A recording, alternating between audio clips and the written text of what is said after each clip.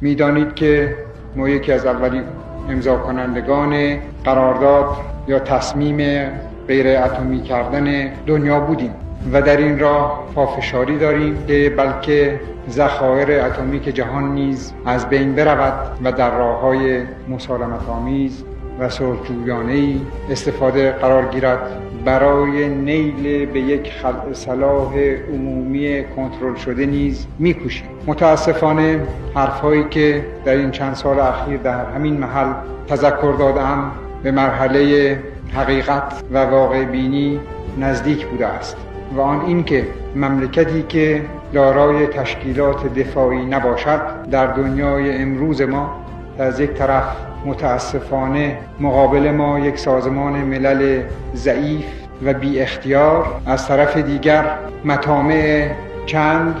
و یا حس عدم مسئولیت